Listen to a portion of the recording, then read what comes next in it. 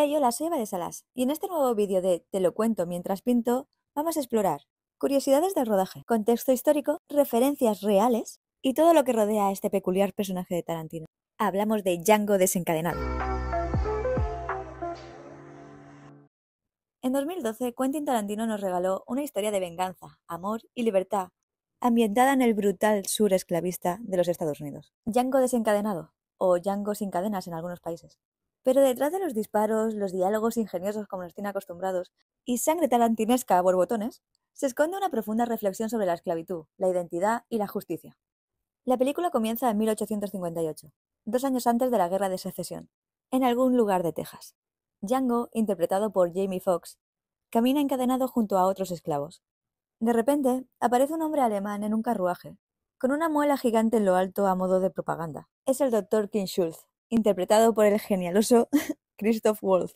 Schultz, por supuesto, no es un dentista, es un cazarrecompensas, que busca a los hermanos Bridle, y necesita la ayuda de Django para identificarlos. Así que lo libera, no sin antes matar a los jinetes que lo custodiaban, y forman una alianza. A medida que viajan, Django se transforma, aprende a disparar, a negociar y a vestirse como un hombre libre. De una manera un poco hortera, la verdad. Ese traje azul... Bueno, vamos a seguir. En esta amistad que consigue con Schultz, Django le revela su propósito, que es rescatar a su esposa Brunhilda, interpretada por Kerry Washington, separada de él por el comercio de esclavos. Así que esta misión los llevará hasta la plantación Candyland, propiedad de Calvin Candy, un terrateniente carismático y cruel, interpretado por Leonardo DiCaprio. Y allí se desencadenará, nunca mejor dicho, una de las escenas más intensas de la película. Y este sería básicamente el argumento de la película. Como dice Tarantino, es una historia de esclavos contada como si fuese un spaghetti western. Porque justamente ese es el género en el que se inspiró, especialmente en películas de Sergio Leone como El bueno, el malo y el feo del 66. Y quizá alguno todavía no lo sabía, pero Django ya existía, otra película dirigida por Sergio Corbucci de 1966, protagonizada por Franco Nero, quien incluso tiene un cameo en la de Tarantino. ¿Recordáis aquel señor que se acerca a la barra al lado de Django para pedirse un tequila y le pregunta su nombre? Django lo deletrea y dice, la D es muda. Y él dice, lo sé. Porque claro, él también era Django. Me pareció muy ingenioso ese cameo, la verdad. Aunque la película del 66 no tiene nada que ver con la de Tarantino. En la antigua narra las aventuras de un soldado de la Unión convertido en vagabundo o mercenario, que arrastra un ataúd por el desierto. No me preguntéis por qué prefiero un ataúd que una mochila para llevar las cosas, porque no la he visto. Pero él, junto a una compañera prostituta mestiza, se ven envueltos en una amarga y destructiva disputa entre una banda de camisas rojas confederados y una banda de revolucionarios mexicanos. Como veis, la historia no tiene nada que ver con la de Tarantino, excepto quizá porque la de Corbucci se ganó la reputación de ser una de las más violentas jamás filmadas hasta ese momento. Y bueno, Tarantino se caracteriza por ser violento, así que aparte del nombre, algo en común tienen. Y aunque parezca un estilo exagerado, su trasfondo histórico está lleno de verdad. El film retrata la crudeza del sistema esclavista del sur de Estados Unidos, antes de la abolición en 1865. En Estados Unidos se compraban esclavos negros, normalmente llegados desde África, para que trabajasen principalmente en plantaciones agrícolas de arroz, tabaco o algodón, que llegaría a ser un producto importante. Los estados del norte fueron prohibiendo la esclavitud poco a poco, y el movimiento abolicionista, contrario a todo tipo de esclavitud, fue ganando fuerza. Sin embargo, los estados del sur esclavistas dependían de los esclavos porque trabajaban en sus grandes plantaciones de algodón, como decimos, muy importante económicamente en la región. La división entre esclavistas y abolicionistas se hizo más intensa en 1860. Abraham Lincoln, del Partido Republicano, ganó las elecciones. Estos apoyaban la prohibición de la esclavitud en todos los territorios de Estados Unidos.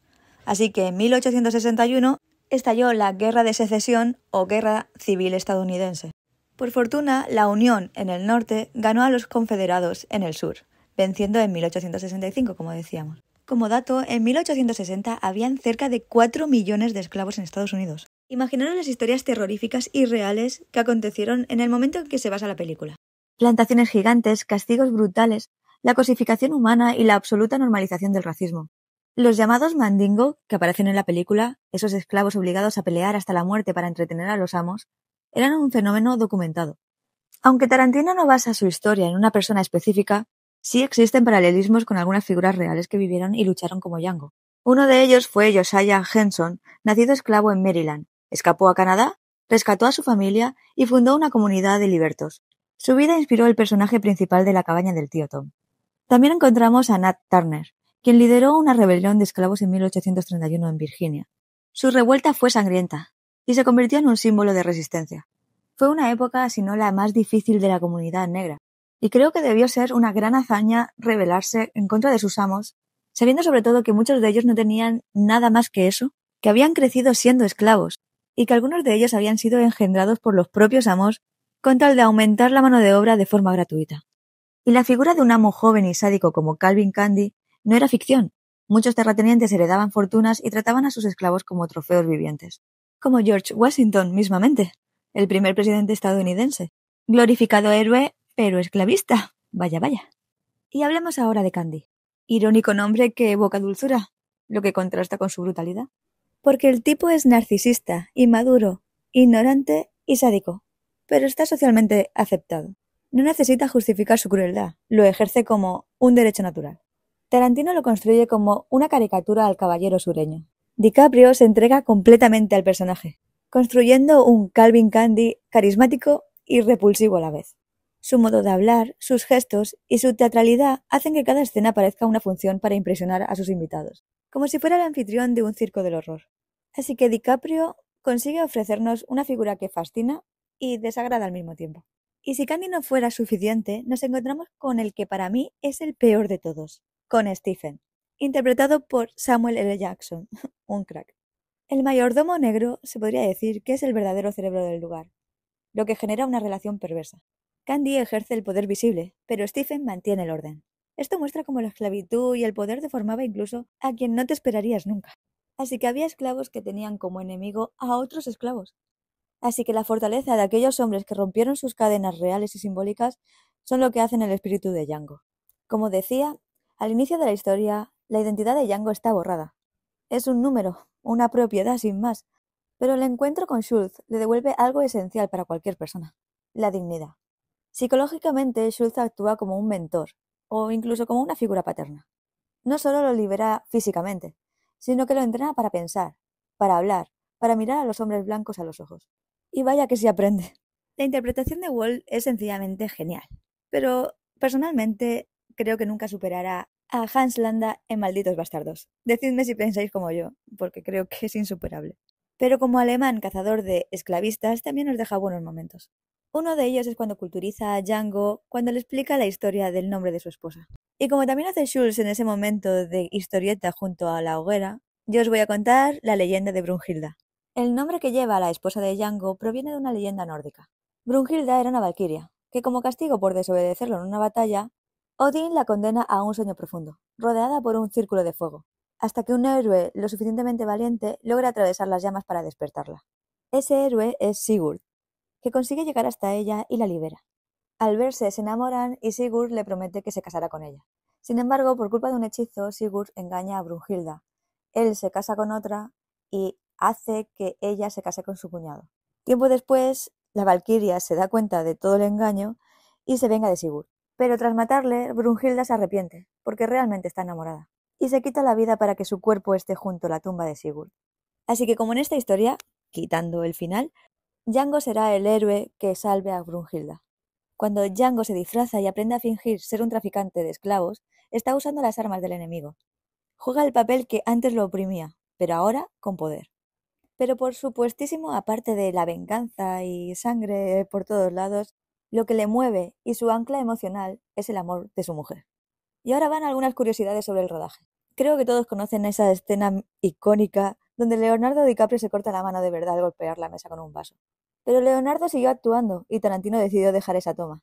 Jamie Foxx utilizó su propio caballo para hacer las escenas, porque si tienes un caballo, ¿por qué no utilizarlo, no? Will Smith fue la primera opción para el papel de Django, pero lo rechazó por diferencias creativas. Parece ser que quería que hubiera más escenas románticas, y Tarantino no quiso. Christoph Waltz, por su parte, volvió a ganar el Oscar al mejor actor de reparto, convirtiéndose en el único actor que ha ganado 2 estatuillas con personajes de Tarantino. Si tenéis alguna otra curiosidad que conozcáis, ponedlo en comentarios. La película también generó controversia. Algunos críticos acusaron a Tarantino de trivializar la esclavitud con humor y violencia. Incluso la consideraron irrespetuosa. Pero más que irrespetuosa, yo creo que esta película nos recuerda que la libertad no se concede, se conquista. Django no solo rompe cadenas físicas, sino las mentales y culturales que lo mantenían sometido. Así que más que degradarlo, Tarantino convierte la historia más oscura de América en un western heroico, donde por una vez el esclavo gana. Y ese momento triunfal y explosivo es el que estoy pintando hoy. ¿Qué os parece? Como siempre, muchísimas gracias si has visto el vídeo hasta el final y si tienes algo que aportar en comentarios, pues eres libre para hacerlo, nunca mejor dicho. Tampoco te olvides de darle like, suscribirte, seguirme en mis otras redes sociales donde podréis conocerme un poquito mejor y sugerir otro tema que queréis que cuente mientras pinto. Nos vemos en la próxima.